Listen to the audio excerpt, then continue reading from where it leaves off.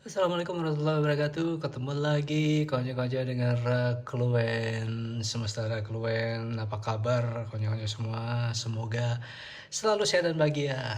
Selamat menjalankan ibadah puasa. Ya sudah tadi siang. Maksud saya selamat menikmati buka puasa gitu loh ya. Baru mulai sudah berlepotan ini Master. Ya, hari ini ada menu buka puasa apa? Yuk kita lihat satu persatu. Ini yang pertama ada sayur lompong. Wah, sayur lompong. Ini beli. Hari ini emak tidak masak, tapi memilih untuk beli. Ada sayur lompong yang dijual oleh Ma'ruf yang kemarin saya syuting ya, kiosnya di depan toko itu. Kemarin baru jual es buah, sekarang ditambah dengan aneka masakan. Ada sayur, ada potok, ada macam-macam. Ya, besok kalau sempat saya syuting lagi. Terus ada ini, saya buka dulu. Ini potok. Potok. Saya memang suka potok ya. Ketika ada potok, saya pasti milih potok. Ini saya mengarahkan lampu bingung banget ini. Ini ya potok apa? Kalau kemarin potok beluntas, sekarang potok sembukan. Malam ini saya akan menyantap ini dulu, potok sembukan sebagai hidangan buka puasa. Ada apa lagi? Ada apa lagi? Ada rempeyek. Ya, itu sederhana. Alhamdulillah, yang penting badan sehat. Dengan badan sehat berarti insya Allah makan juga enak. Ya, ada hidangan enak pun kalau badan kita tidak sehat, paling juga rasanya pahit masuk ke mulut. Yuk, lanjut aja yang sedang menikmati buka puasa bareng keluarga, selamat menikmati, santai saja, nggak usah buru-buru, makan harus dinikmati. Oke, saya sekarang nyusul konco-konco untuk makan. Ini nasi masih hangat. Seperti biasa tidak usah terlalu banyak. Ya, inilah tampilan potok sembukan. Nih kelihatan ya. Bismillah. Mantap, mantap, mantap. Veggie, saya ambil satu. Ya, rempeyek kacang.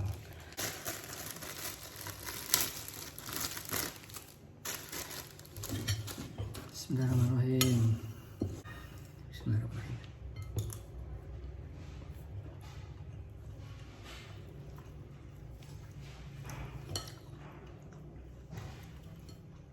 Ma'ruf enak banget potoknya. Pas, rasa gurihnya pas, bumbunya juga berasa, pokoknya nikmat. Nggak rugi beli, Ma'ruf bikin lagi besok ya.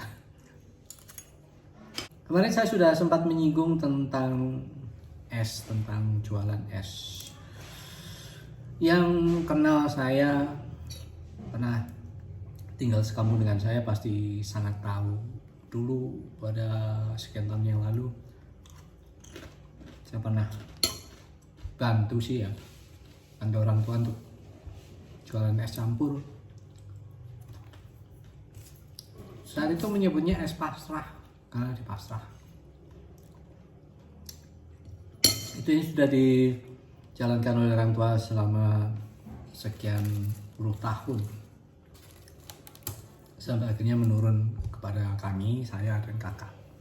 Jadi setelah orang tua sudah tidak pegang itu, akhirnya kami ambil alih. Karena tenaga kami saat itu masih sangat kuat untuk melanjutkan roda bisnis kecil-kecilan jualan es campur atau es pasrah.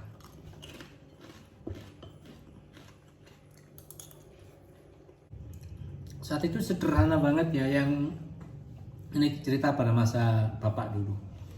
Pada masa bapak dulu, ketika roda usaha masih digulirkan oleh beliau, dia menggunakan gerobak dorong roda 2, tahu kan ya gerobak dorong, dibawa ke pertigaan pasar, tempat yang tadi saya lintasi ketika beli takjilan jenang grendul.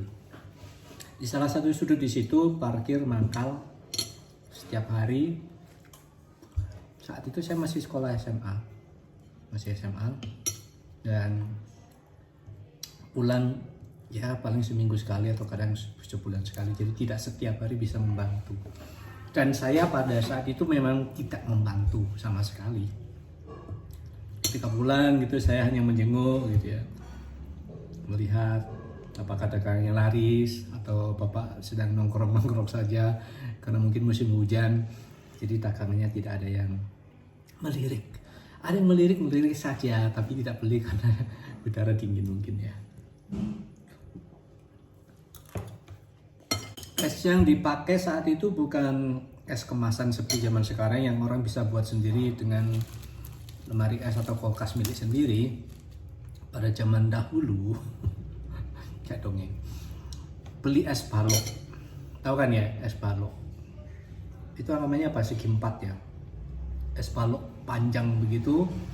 Belinya di Karangates, kadang bapak berangkat sendiri atau dititipkan ke Mikrolet Kaliparian yang biasanya melintas dari Kalipari ke Panjen atau sebaliknya, dan dititipkan ketika Pak sopir kembali, es itu dibawa, jadi dibelikan sekalian kemudian dibawa, dan ada ongkos angkutnya tentu saja, tidak gratisan. Es balok itu kemudian dipotong-potong, kalau panjangnya segini mungkin jadi 3, kemudian dibelah lagi dan diletakkan, dibenam, ditimbun dengan sekam kasar. Tahu ya sekam kasar? Sekam kasar itu kulit padi, kulit gabah yang kasar itu dipakai untuk menimbun itu agar awet dan tidak mencair parah gitu ya. Dia tetap mencair, cuman dengan itu masih bisa ditahan selama sekian waktu. Ketika butuh ada orang beli, kemudian diambil sepotong, dibersihkan dulu dari sekam, kemudian dicuci. Setelah dicuci, kemudian diletakkan di tempat yang kami namakan pasrah, parut. Jadi seperti yang dipakai untuk memotong kalau mau bikin keripik, tahu ya? Jadi ada seperti parut pemanjang gitu, terus ada satu pisau, terus es diletakkan di sini, kemudian diserut begini, serak gitu, sampai ya secukupnya. Kemudian es itu dikembalikan lagi ke kotak, ditimbun lagi dengan sekam. Seperti itu setiap hari. Dulu belum punya kulkas sih. Kalau punya kulkas mungkin tidak akan menggunakan cara itu, atau tidak akan beli es balokan di tempat lain. Setiap hari seperti itu. Kalau tidak laku bagaimana? Ya sudah, ikhlaskan mencair. Paling besok tinggal potongan-potongan kecil itu saja. Dan harus beli lagi begitu setiap hari. Terus berapa penghasilan yang didapatkan setiap hari? Ya cukuplah untuk menopang kebutuhan sehari-hari. Tergantung cuaca juga kan. Ketika musim kemarau lagi panas itu, berarti bisa berharap penghasilan akan jadi lebih banyak dibanding ketika musim penghujan.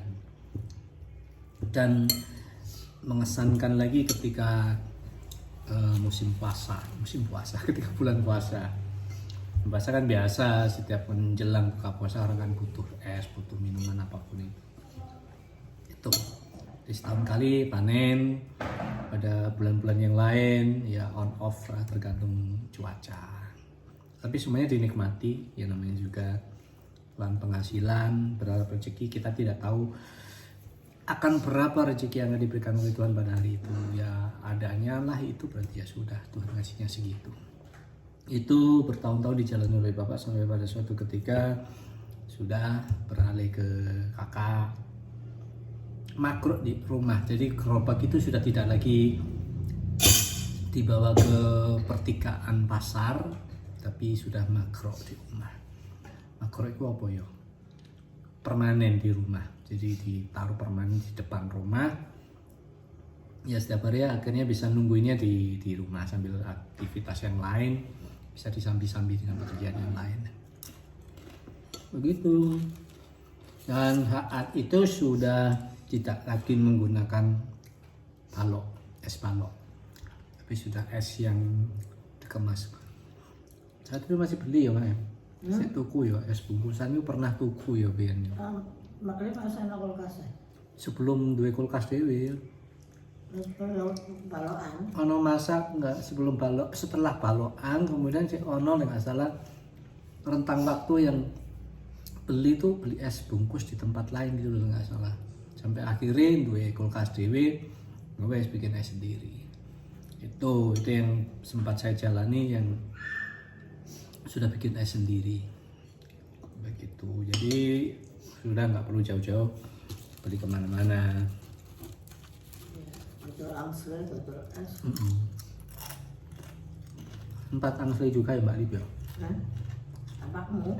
Enggak, ini sih esmu sih asli lain waktu. Juga lebih asik lagi ceritanya yang jualan angsle. Sama kakak saya menjalani pekerjaan itu beberapa tahun ketika saya masih belum ngajar. Jauh sebelum saya ngajar, saya masih kelontang-kelantung. Itu nanti akan jadi cerita tersendiri juga. Jadi sekian tahun sampai akhirnya kami memutuskan untuk berhenti. Berhenti bukan karena ada banyak orang yang kemudian jual es campur atau jual minuman sejenis, enggak menyalahkan orang lain, karena memang sudah saatnya lah kami pensiun. pensiun jual es. Halo Mas Nabil. Iya. Memang apa itu ya, rotasi, siklus. Jadi tidak mungkin selama-lamanya kami jualan gitu aja lah. Makanya sudah itu dilanjutkan oleh orang lain. Maksudnya bukan melanjutkan perusahaan kami, bukan. Banyak orang yang kemudian jual es itu ya udah melanjutkan usahanya masing-masing. Dan kerennya lagi, makin kesini kan banyak banget penawaran-penawaran dalam bentuk yang berbeda-beda, yang keren-keren gitu ya. Es macam-macam. Kalau zaman kami dulu es campur basisnya cuman tape, sagu mutiara, cendol dawet itu, terus cincau. Ya itu ya, cuman itu. Roti. Nah, roti yang dipotong-potong. Sekarang kan sudah macam-macam, isinya macam-macam, sirupnya macam-macam, kemasannya berbeda, ada yang diberi soda lah, diberi ini itu. Dan asik gitu ya. Seiring perkembangan zaman tentu saja memang harus bergerak juga para pengusaha itu untuk bisa memberikan sajian yang menarik gitu ya. Sedangkan pada masa kami dulu ya yang apa itu ya, yang konvensional yang segitu-gitu doang. Itu ceritanya. Makanya sekarang kalau saya kemana-mana beli es itu selalu masih teringat bagaimana perjuangan kami ketika harus melalui hari-hari panjang itu untuk bisa ya menambah penghasilan gitu. Ya dukanya ya itu tadi, namanya orang jualan es campur ketika musim penghujan ya bisa tidak laku, pernah sering tidak ada orang beli sama sekali seharian gitu ya. Nggak apa-apa, udah dinikmati saja.